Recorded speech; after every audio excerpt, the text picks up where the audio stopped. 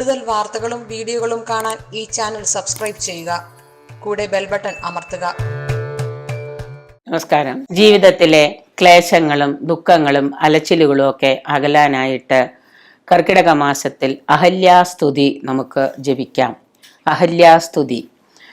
അഹല്യയുടെ കഥ നമുക്ക് എല്ലാവർക്കും അറിയാം. കഥ പറയാനൊന്നും നിൽക്കണില്ല. എന്നാലും നമുക്ക് ഗൗതമ പത്നിയായ അഹല്യ ശിലയായിട്ട് വർഷങ്ങളോളം കിടക്കുകയും ശ്രീരാമപാദം തൊട്ടപ്പോൾ അഹല്യ ശില മാറി അഹല്യ സ്വരൂപം പ്രാപിച്ചു എന്നൊക്കെ നമ്മൾ കഥ കേട്ടിട്ടുണ്ട്, നമുക്കതറിയാം. അപ്പോൾ അതുകൊണ്ട് തന്നെ വർഷങ്ങളോളം കിടന്ന ആ കഥ കൊണ്ട് തന്നെ ഈ അഹല്യയുടെ സ്തുതി ജപിച്ചു കഴിഞ്ഞാൽ, അതും കർക്കിടക മാസത്തിൽ നമ്മൾ 2 നേരവും ഒരു 28 ദിവസം ഈ അഹല്യാസ്തുതിയൊക്കെ ജപിച്ചു കഴിഞ്ഞാൽ, പാരായണം ചെയ്യുകയോ ജപിക്കുകയോ ഒക്കെ ചെയ്തു കഴിഞ്ഞാൽ തീർച്ചയായിട്ടും നമുക്ക് നമ്മുടെ കുടുംബത്തിൽ ഒരുപാട് അസ്വാരസ്യങ്ങളും അസ്വസ്ഥതകളും ക്ലേശങ്ങളും ഒക്കെ അലച്ചിലുകളും ഒക്കെ ഉള്ള കുടുംബത്തിലാണെങ്കിൽ ഇത് നമ്മൾ 28 ദിവസം വീട്ടിൽ വ്രതചര്യ പാലിച്ച് മത്സ്യമായി ഇപ്പോൾ അപ്പം കേൾക്കുമ്പോൾ തന്നെ എല്ലാവരും പറയും അതൊന്നും നടപടിയാവില്ല. കാരണം 28 ദിവസമൊക്കെ വീട്ടിൽ മത്സ്യമാംസം കഴിക്കാണ്ട് വ്രതചര്യം പാലിക്കാന്നൊക്കെ പറഞ്ഞാൽ അതൊന്നും നടപടിയാവില്ല മാഡം എന്ന് പറയും. അപ്പോൾ അതുകൊണ്ട് ഇത് ഇങ്ങനെ ചെയ്തു കഴിഞ്ഞാൽ തീർച്ചയായിട്ടും നമ്മുടെ കുടുംബത്തിലുള്ള അസ്വസ്ഥതകളും അലച്ചിലുകളും ക്ലേശങ്ങളും ഒക്കെ മാറി കുടുംബത്തിൽ സമാധാനവും സന്തോഷവും ഐശ്വര്യവും ഒക്കെ കളിയാടാനായിട്ട് സഹായിക്കും. വലിയ ചിലവൊന്നുമില്ലാത്ത കാര്യമാണ് നമ്മൾ ചെയ്യേണ്ടത്. ഈ കർക്കിടക മാസത്തിലായിരിക്കണം ചെയ്യേണ്ടത്.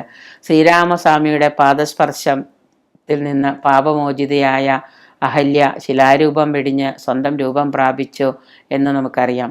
ഈ തത്സമയം അഹല്യ ഇങ്ങനെ സ്വന്തം സ്വരൂപം പ്രാപിച്ച സമയത്ത് അഹല്യ ശ്രീരാമനെ സ്തുതിക്കുന്നത് ആണ് അഹല്യാസ്തുതി എന്ന ഭാഗം. ഇത് രാമായണത്തിൽ അഹല്യാസ്തുതി ഉണ്ട്. അത് നമ്മൾ 28 ദിവസം 2 നേരവും പാരായണം ചെയ്യണം. രാവിലെയും വേണം, വൈകിട്ടും വേണം. വീട്ടിലിരിക്കുന്നവർക്ക് സുഖമായിട്ടത് ചെയ്യാൻ സാധിക്കും. 2 നേരവും 28 ദിവസം അഹല്യാസ്തുതി പാരായണം ചെയ്യുകയും അത് വളരെ ഭയഭക്തിയോടുകൂടി പറ്റുമെങ്കിൽ ഒരു നെയ്വിളക്ക് കൊളുത്തി വെച്ച് അതിന് മുന്നിലിരുന്ന് ആ വിളക്ക് ഭഗവാനാണ്, ശ്രീരാമനാണ്, ശ്രീരാമ മഹാദേവനാണ് എന്ന് സങ്കല്പിച്ചുകൊണ്ട് നമ്മൾ അതിനെ വിചാരിച്ച് നമ്മൾ ചെയ്യും. പറ്റുമെങ്കിൽ നിങ്ങൾക്ക് മനസ്സിൻ്റെ കോൺസെൻട്രേഷൻ കിട്ടാനായിട്ട് ശ്രീരാമ ഭഗവാന്റെ ഒരു ഫോട്ടോയോ എന്തെങ്കിലും വെച്ച് അവിടെ ഒരു വിളക്ക് കൊളുത്തി വെച്ച് അതിലേക്ക് നോക്കിയിരുന്ന് അഹല്യാസ്തുതി കിഴക്കോട്ടോ വടക്കോട്ടോ തിരിഞ്ഞിരുന്നുകൊണ്ട് വൈകിട്ട് പടിഞ്ഞാട്ട് തിരിഞ്ഞിരിക്കുക. രാവിലെ വടക്കോട്ടോ അല്ലെങ്കിൽ കിഴക്കോട്ടോ ആണെങ്കിൽ അത്യുത്തമം.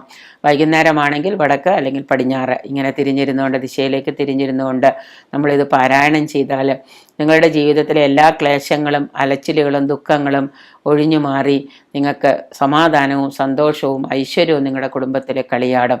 അത് കർക്കിടക മാസം മുതൽ ആരംഭിക്കുകയും 28 ദിവസം എന്ന് പറയുമ്പോൾ 1-ാം തീയതി തുടങ്ങിയ കർക്കിടക 30 ആകുമ്പോഴത്തേക്ക് അത് തീർന്നോളും. അധികം ദിവസം വൈകിയാൽ പിന്നെ ഒരു ദിവസം 28 ദിവസം നമുക്ക് കിട്ടില്ല. അപ്പം അതുകൊണ്ട് പിന്നെ അടുത്ത ചോദ്യം പീരീഡ്സ് ആയാൽ എന്ത് ചെയ്യും എന്നുള്ളതാണ് സ്ത്രീകളുടെ ചോദ്യം. പീരീഡ്സ് ആകുമ്പോൾ ഇപ്പോൾ നമുക്കൊന്നും ചെയ്യാൻ പറ്റാത്തതുകൊണ്ട് പറ്റുന്നത്ര ദിവസം 28 ദിവസം എന്നുള്ളത് ചെയ്യാം. അപ്പോൾ അങ്ങനെ ഉള്ള രീതിയിൽ പിന്നെ അമ്മമാരോ മുത്തശ്ശിമാരോ ഒക്കെ ഉണ്ടെങ്കിൽ അവരോട് വീട്ടിൽ ഈ അഹല്യാസ്തുതി ഒന്ന് പാരായണം ചെയ്യാൻ പറയുക, ഇങ്ങനെ പീരീഡ്സ് ഒക്കെ ആയിട്ട് തടസ്സമുള്ളവർ. അപ്പോൾ കർക്കിടക മാസം 1 മുതൽ ഇത് പാരായണം ചെയ്യുകയും വ്രതചര്യ അനിവാര്യമാണ് എന്നുള്ളത് മറക്കണ്ട. അത് സാധിക്കുന്നവരത് ചെയ്താൽ കുടുംബത്തിൽ ഭയങ്കരമായ അമേസിംഗ് ആയിട്ടുള്ള ഒരു ഐശ്വര്യം കളിയാടും എന്നുള്ളത് സംശയമില്ലാത്ത കാര്യമാണ്. ജീവിതത്തിലെ ക്ലേശങ്ങളും അലച്ചിലുകളും ദുഃഖങ്ങളും ഒക്കെ മാറാനും കുടുംബത്തിലെ അസ്വസ്ഥതകളൊക്കെ മാറാനൊക്കെ ആയിട്ട് നമ്മൾ ഇത് ചെയ്യാം.